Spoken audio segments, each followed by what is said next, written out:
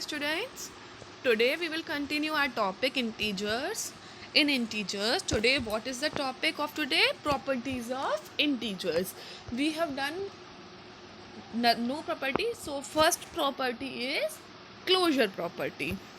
अब आप देखिए फॉर एडिशन ऑफ इंटीजर्स हमने यहाँ पे दो इंटीजर्स लिए, इंटीजर 1 इंटीजर 2, फिर हम उसका सम ले रहे हैं, फिर हम ये देख रहे हैं जो सम है वो इंटीजर है या नहीं है।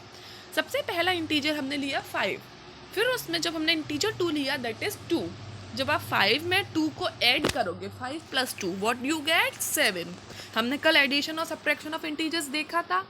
तो क्या 7 एक इंटीजर है? यस। जब आप -3 + 7 लोगे तो आंसर विल बी 4, क्योंकि 7 बड़ा है और 7 के सामने प्लस का साइन है। इस सम इंटीजर यस।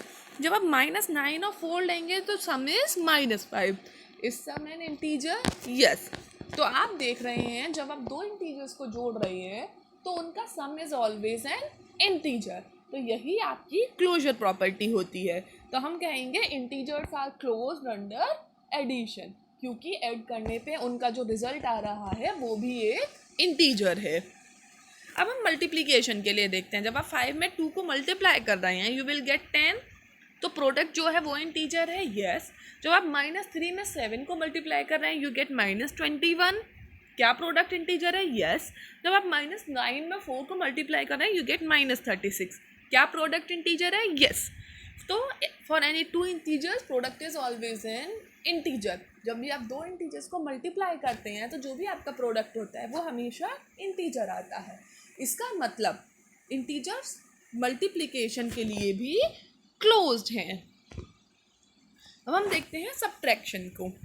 जब आप 5 में 2 को मल्टीप्लाई करते हैं, 5 में से 2 को माइनस करते हैं व्हाट यू गेट 3। जब आप -3 से 7 को माइनस करते हैं तो यू गेट -10। तो क्या -10 एक इंटीजर है? यस। जब आप -9 में -4 को माइनस करेंगे तो यू विल गेट -13। इस difference N integer? Yes.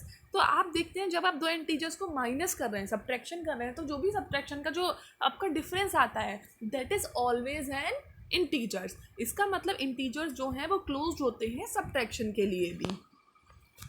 Now see division. अब जब आप 5 से 2 को डिवाइड करते हैं तो आंसर डेसिमल में आता है। क्वेश्चन जो होता है डेसिमल में आता है। अगर आप पूरा डिवाइड करना चाहें you get, if you want to get remainder as 0 so your question will be in decimal. तो इसका मतलब 2.5 तो एक इंटीजर नहीं है, क्योंकि इंटीजर कभी भी डेसिमल में नहीं होते, ये पूरे नंबर्स होते हैं। अगर आप -0.43 को देखें वो भी इंटीजर नहीं है। तो जब भी आप दो इंटीजर्स को डिवाइड कर रहे हैं तो उनका क्वेश्चन हमेशा इंटीजर नहीं आता। तो इसका मतलब इंटीजर्स क्लोज्ड नहीं होते मल्टीप्लिकेशन के लिए, सॉरी डिवीजन के लिए। अब समरी देखते हैं हम इंटीजर्स की। एडिशन सब्ट्रैक्शन मल्टीप्लिकेशन के लिए तो ये दोनों क्लोज्ड हैं इंटीजर्स, बट डिवीजन के लिए नहीं है। Commutative property. अगर आपने 4 और -5 दो इंटीजर्स लिए, जब आप इनको प्लस करते हैं 4 + -5 यू गेट -1, और -5 और 4 को प्लस करते हैं, जब आप ऑर्डर चेंज कर दें -4 को 5 को पहले लिख दें 4 को बाद में लिख दें यू विल गेट -1।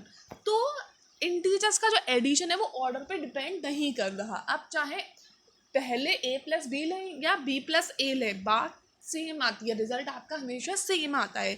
इसका मतलब a + b = b + a। इसका मतलब commutative property holds true for integers, that is addition of integers. Now in case of subtraction of integer, जब आप 4 में से 5 को माइनस करेंगे यू विल गेट 9, बट जब आप -5 में से 4 को माइनस करेंगे यू विल गेट -9। तो इसका मतलब ये दोनों सही नहीं है। तो इसका मतलब commutative property does not hold true for subtraction of integers. In case of multiplication, when you multiply 4 and -5, you get -20. But when you multiply -5 and 4, you get -20. इसका मतलब जब आप a मल्टीप्लाई b करें या b मल्टीप्लाई a करें answer is always same. इसका मतलब commutative property holds true for multiplication of integers. Now let us see for division of integers. When you divide 4 and -5 you get -0.8, but when you divide -5 divided by 4 you get -1.25। इसका मतलब दोनों सही नहीं है, दोनों result equal नहीं आ रहा है। इसका मतलब commutative property does not hold true for division of integers.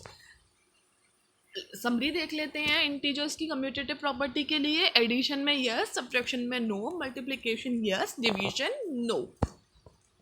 आप इसके साथ में एक फाइल है जो कि आपका होम टास्क है, अटैच विद दिस वीडियो।